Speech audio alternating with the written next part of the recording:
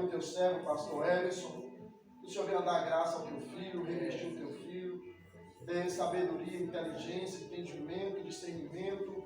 Para que o teu filho venha trazer, Senhor, a palavra, o estudo dentro da tua palavra. Que o Senhor possa preparar os nossos corações, os nossos ouvidos espirituais para armazenar tudo que vem da parte do Senhor.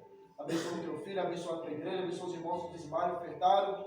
Que o Senhor possa ser conosco, em nome de Jesus. Amém. Amém.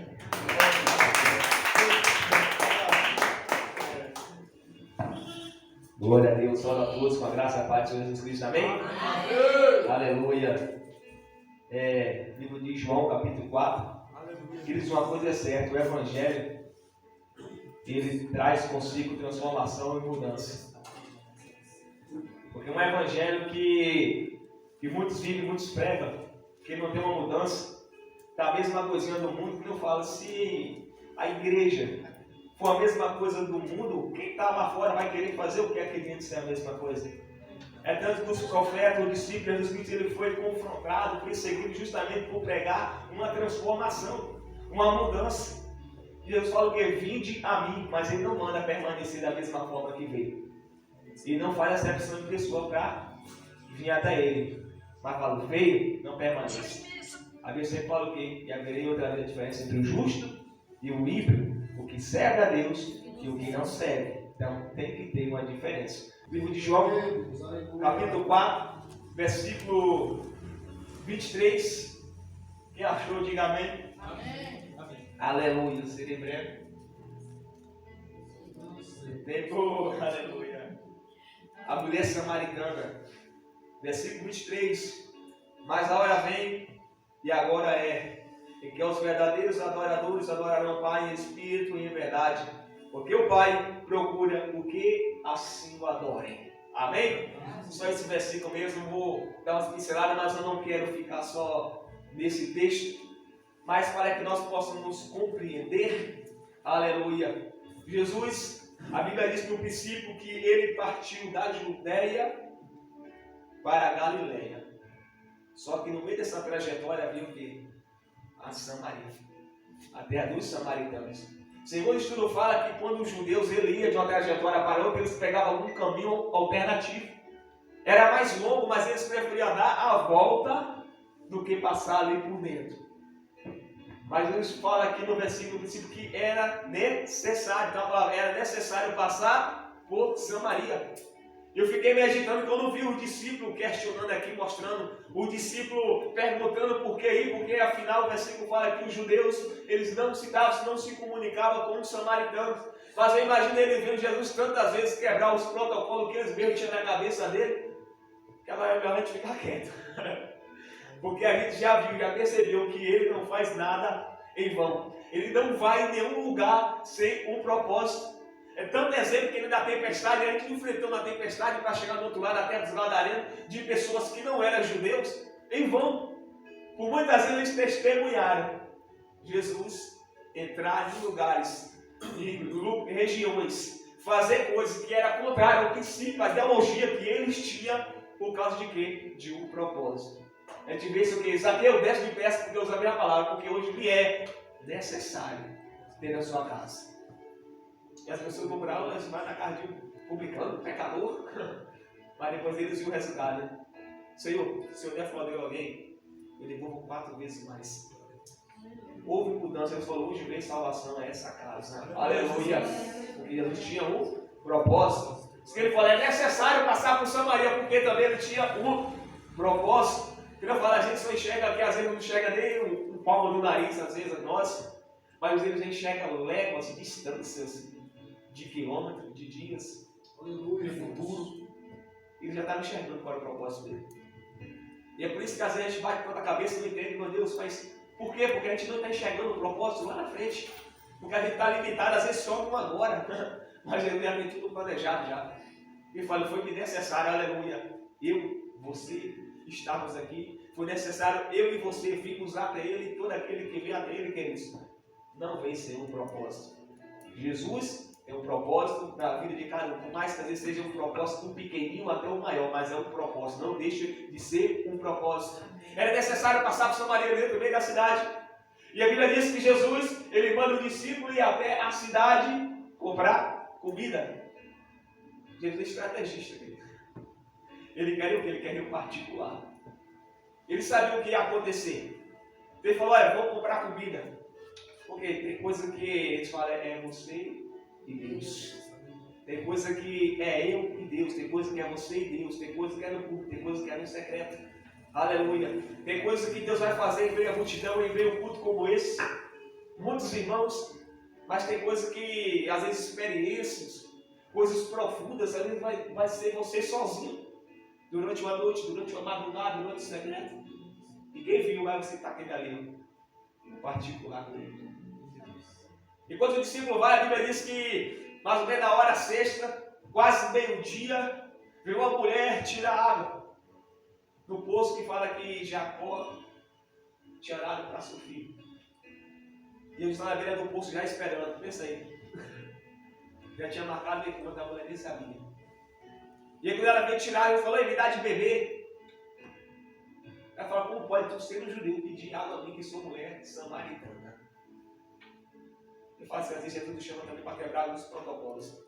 Aleluia, Deus. Às vezes é aquele que ninguém quer, que Deus quer.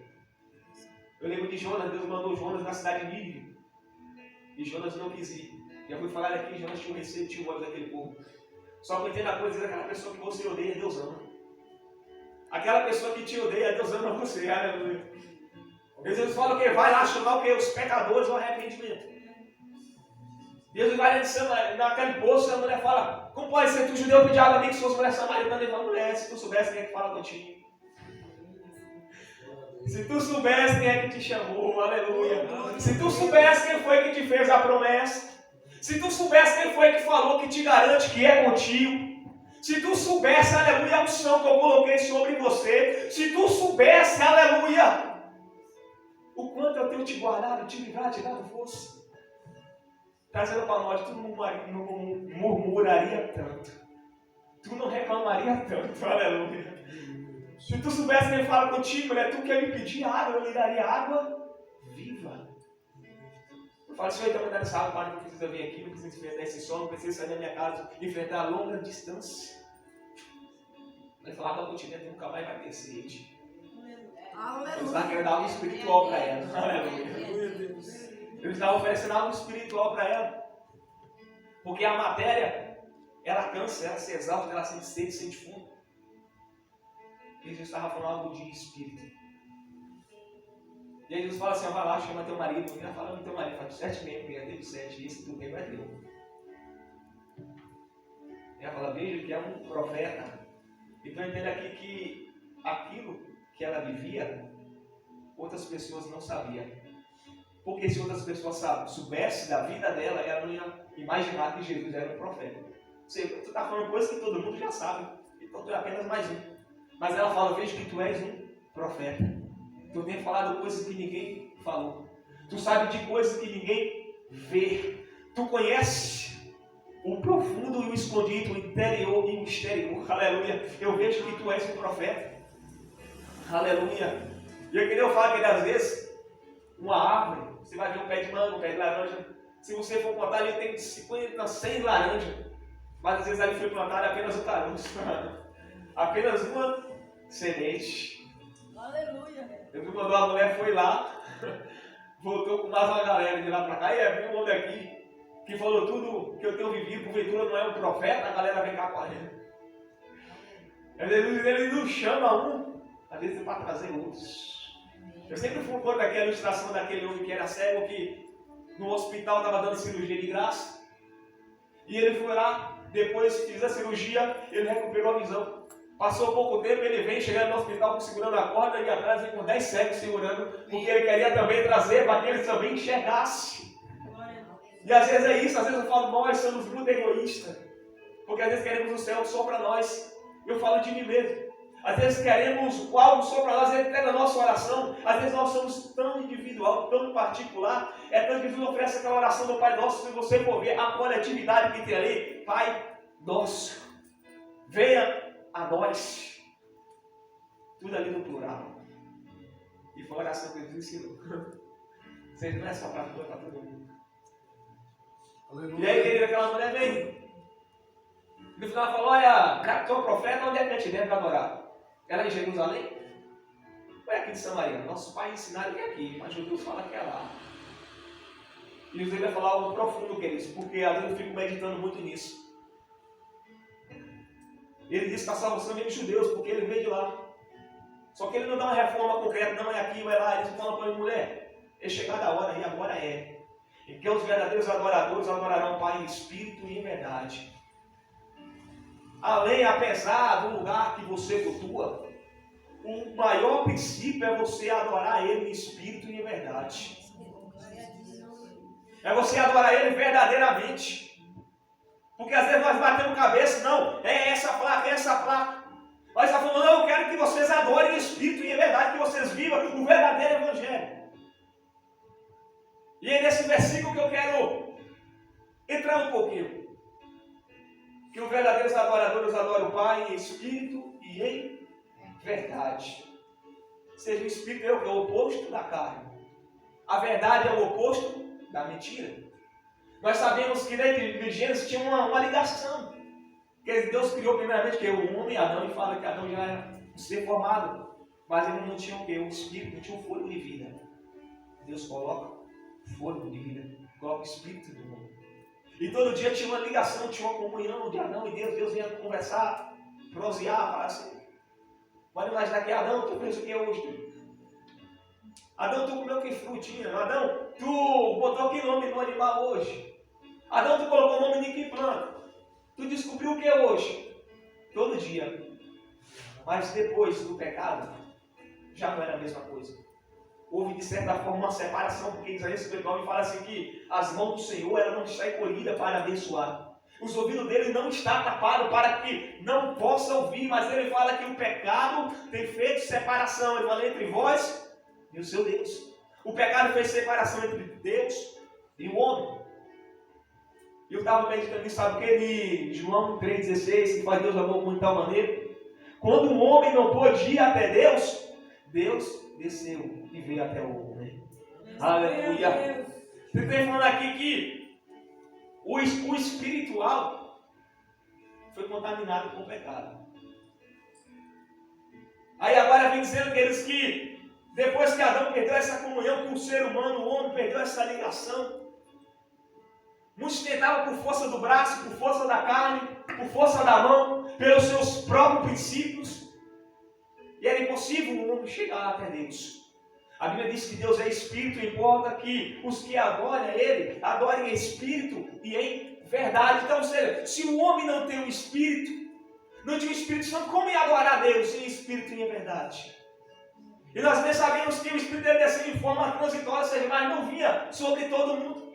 Era por isso que às vezes as pessoas recorriam à multidão para ir em busca de um homem só, era Moisés, para entrar em contato com Deus. E quando o Espírito vinha. É por isso que muita multidão ia em busca de um líder, daquele que tinha um contato, de certa forma, espiritual com Deus, apresentava as causas dele àquele homem, para aquele homem apresentar a Deus. Que adora em espírito e em verdade. Jesus falou isso para a mulher. E agora nós vamos ver que Paulo, ele era um homem que ele dizia, lá em Romanos 7:22, segundo o homem interior, eu tenho prazer. Porque fala assim que, embora o homem exterior ele se cansa, ele é falho, ele é pecador, fala que o homem exterior, agora esse homem exterior quem é? É o homem espiritual. Ele se renova. Porque o homem exterior ele é espírito. E essa parte espiritual que nos conecta com Deus.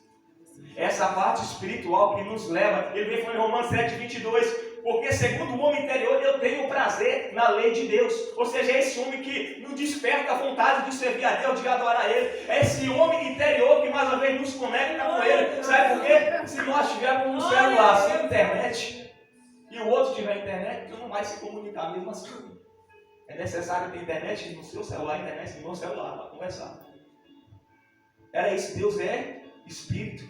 Então, para conversar com Deus, para se ligar com Deus, para ter uma comunhão, uma intimidade com Deus que é Espírito, é necessário uma parte espiritual no homem.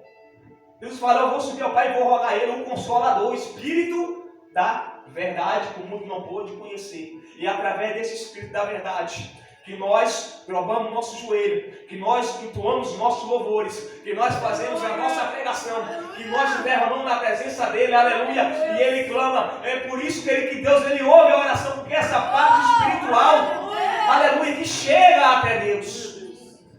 Aleluia, Deus. Que adora em espírito e em verdade. 2 Coríntios 4,16, ainda que o homem exterior se corrompa, o interior contudo se renova a cada dia. Interessante que nós buscamos a Deus todos os dias, todas as manhãs. A Bíblia fica em Isaías 55, 6, se me faz memória. Buscar primeiramente o reino do céu, da sua justiça, e isso aqui em Mateus. Acho que eu estou confundindo os versículos. 6. Mas Mateus 6,33. Isaías 55, 6. Buscar o Senhor enquanto está perto, colocar ele. Buscar o Senhor enquanto se pode achar. Mas muitos versículos vêm dando referência de nós buscarmos a Deus. Mas aqui o interessante fala que é Deus que está procurando aqueles que adoram em espírito e adoram em verdade. Porque vamos pegar exemplo do fariseu. A Bíblia fala que eles por fora, o homem exterior, o aparente, ele estava colocando aquelas roupas grandonas, ele botava uma emenda. A Bíblia diz que eles jejuavam. Eles diziam que jejuavam muitas vezes, 3 vezes. Fazia oração em praça pública, uma oração bonita. Mas quando Jesus olha para ele e fala, vocês estão como sepulcros caiados. Ou seja, o interior de vocês, a parte espiritual está podre. Tanto como o Senhor meu vai na casa de Jessé, ele olha porque como exterior, para a aparência. Eu falei para esse daqui, Deus fala, Samuel, não deixe para a aparência, porque eu não vejo como viver. Deus ele quer olhar para a parte espiritual. Ele quer olhar para o homem interior. Ou seja, você está falando aqui, eu busco aqueles que adoram espírito de verdade, não é aquele que busca, que ele serve na carne. Como os fariseus, é aquele que louva em espírito, não na carne, é aquele que prega no espírito, não na carne, é aquele que ora no espírito, não na carne, é aquele que verba no espírito e não na carne. Lá no livro de Gálatas, capítulo 5, a seguir, ele vai falar 2 partes. E o fruto do espírito é amor, paz, longanimidade, paciência, fé, domínio próprio, por aí vai. Mas na outra parte vai falar, e o fruto da carne é lascívia, ódio e uma lista de coisas, queridos. Às vezes eu olho para aquilo ali e falo, não, eu vou ver qual é o que eu estou vivendo mais, se é o espiritual ou se é o carnal. Aí eu falo para a minha vida, eu falo o quê? Examino o homem assim mesmo. Eu me examino e fico olhando para aquelas 2 partes e fico analisando as minhas próprias condutas. Eu falo aqui que, da mesma forma que na Efésios 5, a Bíblia fala, desperta tu que dormes, às vezes o homem interior, aquele homem espiritual, está adormecido. Às vezes está também como Lázaro, lá no capítulo 11 de João, estava morto. Mas, graças a Deus, Jesus tem poder para ressuscitar. Deus ele tem poder para despertar. Mas eu quero falar para nós, que nós devemos buscar cada dia viver esse homem. Fala homem aqui independente de gênero, homem e mulher, mas a parte espiritual. Porque é essa parte que nos comunica, que nos liga a Deus. E é essa parte que Deus procura em espírito e em verdade. Se Deus procura em espírito e em verdade, é porque tem muitos, fala de uma forma geral, que adoram a Deus na carne e na mentira. Se Deus está procurando, é porque tem muito do lado oposto, mas sempre tem os 2 lados. É que quando Paulo fala, Timóteo, procurar a Deus como obreiro, aprovar. Se tem um aprovado é porque tem uns reprovados. Deus ele está procurando. E nós possamos falar que ele Samuel, Senhor, fala. Que ele Isaías, Senhor, eis-me aqui. Aleluia. Por isso que faz que nós devemos também alimentar o espiritual. Se nós não alimentarmos a nossa carne, não comer, não beber, acontece que ela morre. E se nós não alimentarmos o espiritual? É igual os fariseus. Ou sepulcros caiados, porque estava morto. Mas o bom que fala que por mais que essa matéria ela se corrompe, o homem interior ela se renova. Aleluia. Eu fico imaginando, sabe o que? Como ela se renova? É quando amanhece o dia, a gente, primeira coisa, vamos lá agradecer, orar a Deus. Aleluia. Às vezes foi um dia cansativo, às vezes você saiu até da linha, você se irou, fez tantas coisas, mas de noite você ora, e Deus se quebrando, se humilha na presença dele. Você se derrama na presença dele, olha, está se renovando, aleluia. Você Jesus sabe porque já o publicano. Ele se humilhou, Deus, sou pecador. Meu Pai, eu não sou digno nem de olhar para o céu. Deus, eu reconheço as minhas limitações, as minhas falhas. Mas eu quero viver o espiritual, o exterior. Aleluia. Imagine se como nós nos humilhamos. Quando nós estamos no lugar, o Espírito de Deus. Deus, Ele é fiel. Aleluia. Sempre fala, não tem como nós queremos viver o espiritual. Às vezes sermos tão carnal, tão material. Deus está procurando. Aleluia.